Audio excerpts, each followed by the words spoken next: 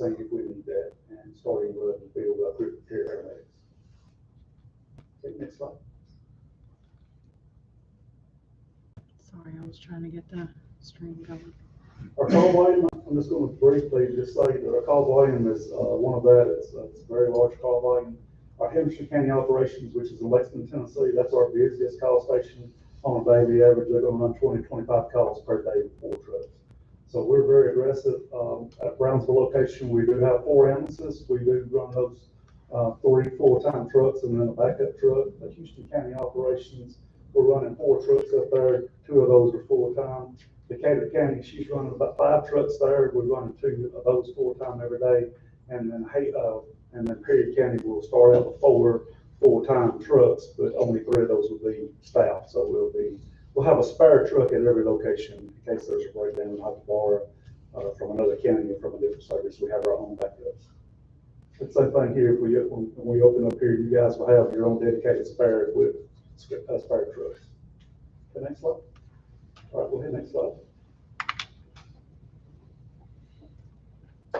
So again, that's Decatur County Ambulance Service. Rachel Beecham, she's here with us tonight. She is my operations manager for Decatur County. She has a great staff down there. As you can see, we're very community oriented.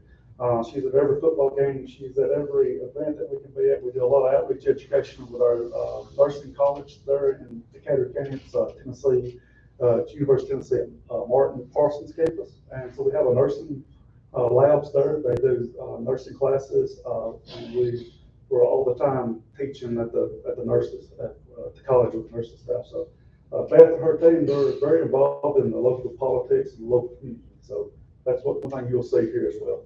Next slide. Hatewood, that's what I was talking to you about. We just transitioned them over to a primary 911 instead of a hospital-based ambulance service.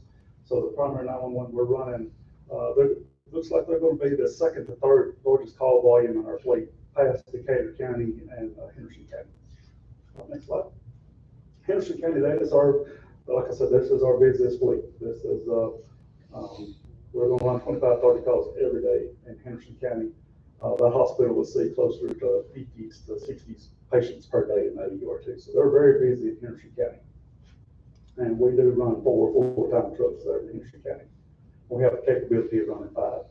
And in Houston County, like I said, that's Beth Ilkowski. She's here with me. Currently, they're running 4 trucks up there. They are that model and this model will be identical to each other because they're both going to be a rural-based ambulance service based out of the hospital, and that's where she's located. And in our fleet maintenance program, we do our own service center. We don't outsource any of our maintenance. We do all of it in house. So that you see, that's our hangar. Yesterday there was a jet, a plane, and 5 ambulances, I believe, was in there yesterday. So it's a huge hangar. It's 50 by 60. You can see how tall that thing is. So we do our own fleet. If we have an issue, we don't have our own record service, but other than that, we can do everything else. And we will do the same here in Patrick County. We will have our own fleet mechanic here as well.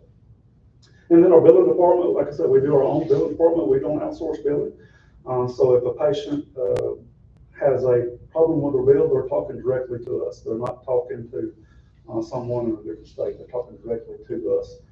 We do have our own billing program where it's called financial assistance. So if someone's not able to pay for their bill, we do work with that patient to make sure that we're not taking a farm, anything like that. We don't want anybody saying that ambulance service Lexington's trying to take someone's farm, because that's never what we're going to do. We'll work with those patients to pay what they can pay, and we'll work with that on that bill. And our field training officers, like I introduced you to you a while ago, that's Sean Courtwright. He's over our field training officers. We have a field training officer at every one of our ambulance services, or we're going to be doing that. So we don't currently have that fully staffed yet, but we will be working on that. So our field training officers, they do everything from not only training our paramedics and EMTs in our services, but we also work with training in our hospitals. It's kind of like I was telling you earlier, when the rescue squads, the fire departments, the police departments, and all of us, our doctors, nurses, paramedics, we want to be trained all at one time in the same place. That way, we're a community approach, and everybody's trained the same way. So in Patrick County, when someone's getting the training, we want everybody to feel comfortable with what we're doing as a team. And that's the reason you'll see a lot of training from our staff.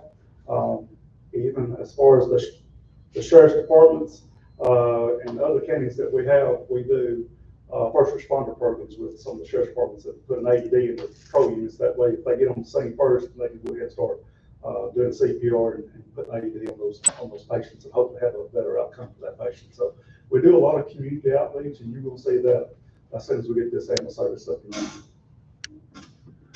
Next slide. That's all I have. So you got it. Anybody have any questions?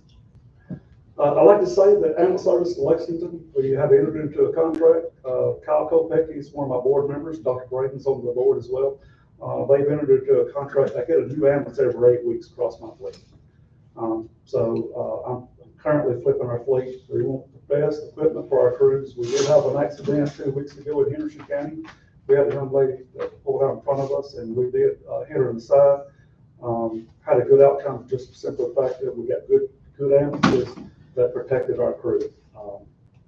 The young lady was hurt pretty bad, but that's happens in accidents. But our crews, when we buy a new piece of equipment, we send Larry. Actually, Larry is the one that goes and looks at those ambulances to make sure that we're buying top quality ambulances, because when those ambulances roll, those boxes can come apart. We want to make sure our crews are protected at all costs. So we're big on safety for our crews. We're big on training for our crews as well. So we take safety seriously. We don't, if we catch someone texting or driving, or if we catch someone doing something about ambulance, like high rates of speed that they're not supposed to be doing, we take that very seriously at Service Lexington. So we don't, we want our crews to go home at the end of their shift. I just want to say that. We want to make sure they do that at all costs.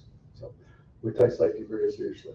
And again, we're going to be at the hospital, located at the hospital. So we'll be building a shed out behind the hospital that will house the ambulances inside of that to protect it from the elements. We're going to start working on that as soon as this contract is complete. Just for everybody here, I thought I heard you say that your fees are your what the Medicare allows. Sure. If you look at the Medicare fee schedule, that's our rates. And I can send that to you also. You can see those rates. We're going to do what's right for the patient. We're not overbill.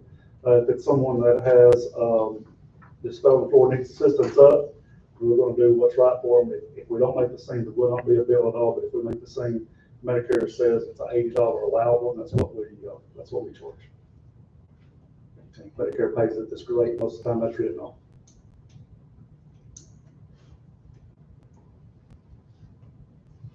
Thank you. All right, thank y'all.